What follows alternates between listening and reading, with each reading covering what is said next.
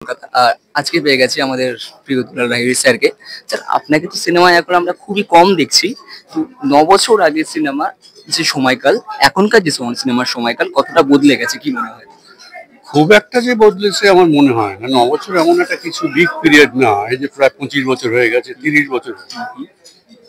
Technology মোটামুটি একই আছে, আর একটু উন্নতি হয়েছে। ক্যামেরাস পার্সপেক্টিভে দেখা যায়, এডিটিং পার্সপেক্টিভে দেখা যায়, কনসোলেট পার্সপেক্টিভে দেখা যায়। তো খুব একেবারে ব্যাকওয়ার্ড হয়ে গেছে তা কিন্তু একদমই নয়। ১০ বছরটা এমন কিছু বড় নয়।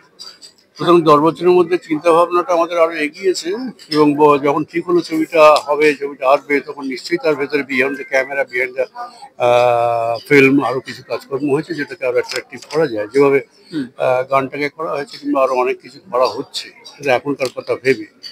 কিন্তু আমরা যখন ছবিটা শুট করেছি নৈনিতালে দীর্ঘদিন ধরে, তখন তো আমরা বুঝতেই পেরেছিলাম যে একটা অসাধারণ ছবি আসছে, এবং এর শ্রেষ্ঠ কারিগর হচ্ছে কৌশিক গাঙ্গুলি। তার স্ক্রিপ্ট, ডিরেকশন, সেলুলয়েড অ্যাক্টিং সবটা নিয়ে সে যখন স্ক্রিপ্ট রিডিং করে, তখনই আমরা বুঝে যাই, বুঝতে হয় অভিনেতাদের। যখন একজন ডিরেক্টর একটা স্ক্রিপ্ট পড়ে, তখনই আমাদের বুঝে নিতে হয় যে প্রতিটি চরিত্র, একজন স্ক্রিপ্ট রাইটার, একজন ডিরেক্টর সে কী চাইছে।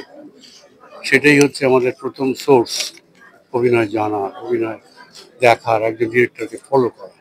সুতরাং সে অর্থে যে দেব এই ছবিতে একটা ট্রিমেন্ডাস কাজ করেছে, ট্রিমেন্ডাস পরিশ্রম করেছে, মানে এত এফোর্ট দিয়েছে, এত এফোর্ট।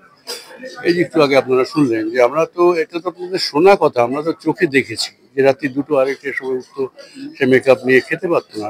প্রথম দিন শুটিং আমার মনে আছে, যেদিন কলকাতায় হয় স্টুডিওতে, যেখানে আমাদের ঘর হয়, দেব আর আমার একটা সিন ছিল খুব ভালো।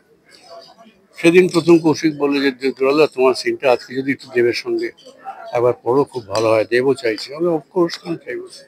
তারপরে যাই হোক, মেকআপ ভ্যানে, ওর মেকআপ ভ্যানে আমি গেলাম, গিয়ে দেব কোথায়, দেব কোথায় করছি, দেখি দেব ব্যাক টু ক্যামেরা আমার বসে আছে। তারপরে আস্তে আস্তে কাছে গেল, ইজ ইট দেব, am I to believe it, যেটা দেব।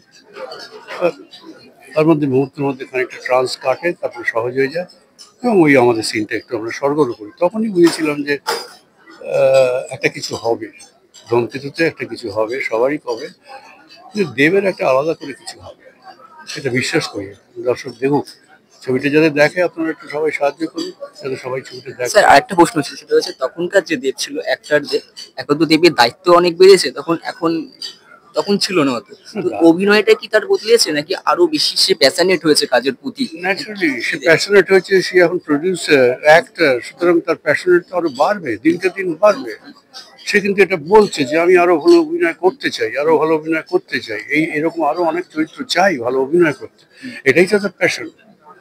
শুভশ্রীকেও তো আপনি দেখেছেন, দেব কিন্তু খুব একটা মেগাস্টার হাই ফাই যেরকম আমরা, সেরকম নয়। খুব নর্মাল হিউম্যান বিইং দেব, একদম মাটির মানুষ দেব।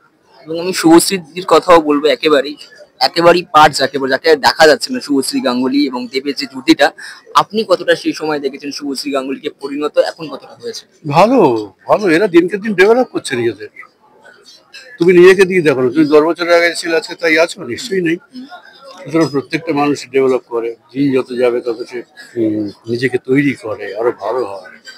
সবাই তাই, অভিনেতারা আমরা তাই। যত দিন যাবে এক্সপিরিয়েন্সের মাধ্যমে আমরা অভিনয়টা ভালো করার চেষ্টা করব।